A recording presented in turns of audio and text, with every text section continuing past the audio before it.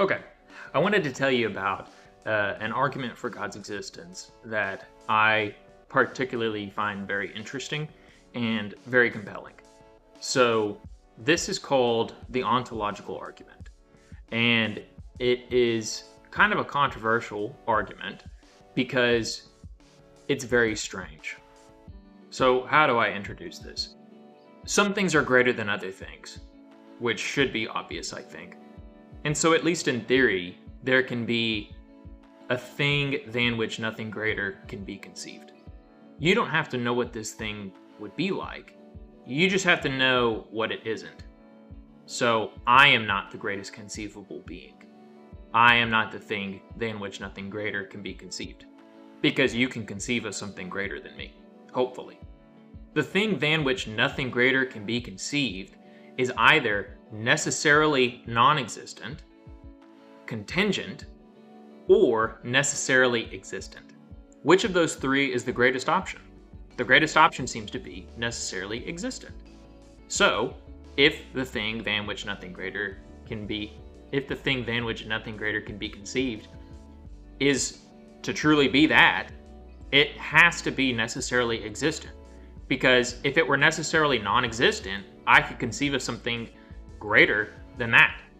If it were only contingently existent, then I could conceive of it as being greater than contingently existent. I could conceive of it as being necessarily existent. And so you cannot conceive of the being than which nothing greater can be conceived unless you conceive of it as necessarily existent. It's sort of like the Pythagorean theorem. It doesn't have to be obvious to people. The Pythagorean theorem is not obvious to people. But a squared plus b squared equals c squared is necessarily true. There's not a world or a set of circumstances that will ever change that.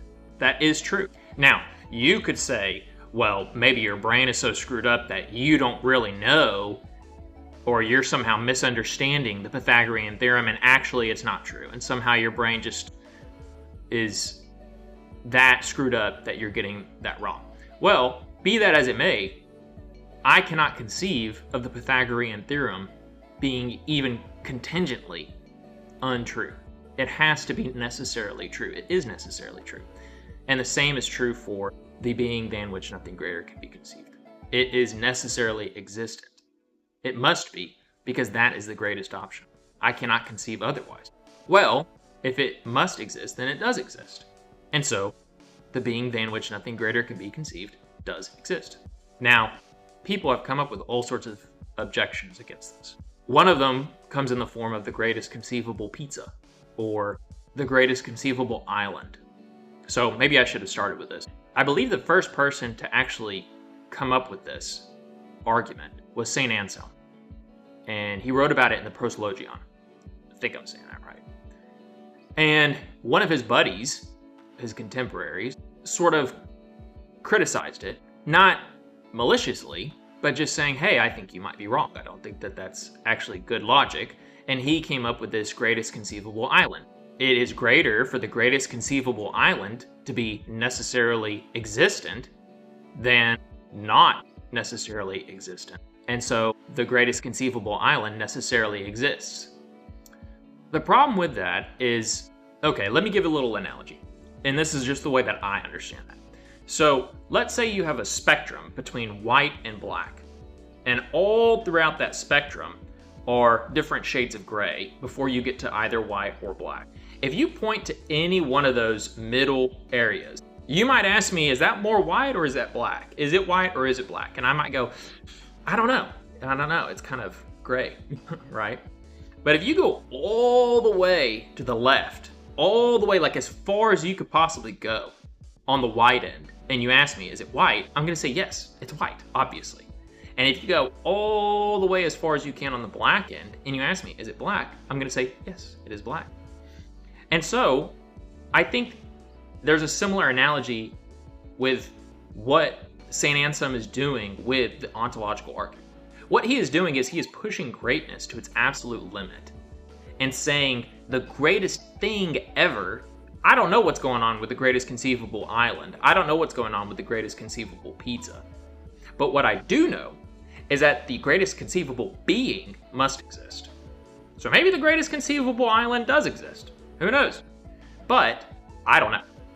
I do know that the greatest conceivable being does exist because I'm pushing greatness to its absolute limit and talking about that. A greatest conceivable island is not great in a lot of ways. For instance, a greatest conceivable island is not omnipotent. So it might not have all great making properties, and that means it might not have necessary existence. But I do know that the greatest conceivable being, the thing than which nothing greater could be conceived, must have all great making properties and therefore is necessarily existent. The other thing that people try to say is that somehow it is contradictory, and so it is necessarily non-existent. And maybe this is sloppy thinking on my part, so you can criticize me on this if you want to. But it doesn't make any sense to say that the thing than which nothing greater can be conceived is contradictory. If it was contradictory, I can conceive of a being that is not contradictory, that would be greater than that thing, so it just can't be contradictory. It's not contradictory. And I think that, so people will talk about mercy and justice and say, well, if it's infinitely merciful and infinitely just, those are contradictory. And that's kind of what it's the greatest amount of mercy or the greatest amount of justice. And so, if mercy entails pardoning the sinner and justice entails punishing the sinner, those would seem to be contradictory if they're both infinite. The only problem with that is I think what you can say is this being would be merciful in the greatest possible way. It would be just in the greatest possible way. So it basically does the most praiseworthy thing in all circumstances. And so that's how you balance that out. Do you see what I mean? It's not great, and we all know this. It's not great to be merciful all the time. Like, you just let people off the hook and they're not even repentant or anything like that. There's nothing great about that. But it's also not great to say, well, sorry, Grandma, I know you are really, really, really sorry that you stole that cookie from the store, but I'm bringing down the axe, right? We want some mercy every now and then. And so those two things are not great. Infinite mercy and infinite greatness or justice in those terms and thinking of it in that way isn't actually all that great. And so a better way to say would be it is merciful in the greatest possible way. I don't know if any of that makes sense, but I find this to be very compelling because I think if it works, it does a lot of work. This argument does. Basically, you get all the divine properties right there. The only thing maybe you would have to do is tie this idea of the greatest conceivable being to creation and show how this being actually created all things. And I think you can actually do that if you combine it with the contingency argument and the idea of necessariness and what a necessary being entails. And that there can only be one necessary being, and maybe I'll make a video about that later on. But all my videos are not going to be about theology. They'll be about all sorts of different things. But I thought this would be a cool one to kick it off because I really like this argument. And let me know what you think about it in the comments. I just am kind of like throwing this at y'all. So yeah, thanks for watching. Bye.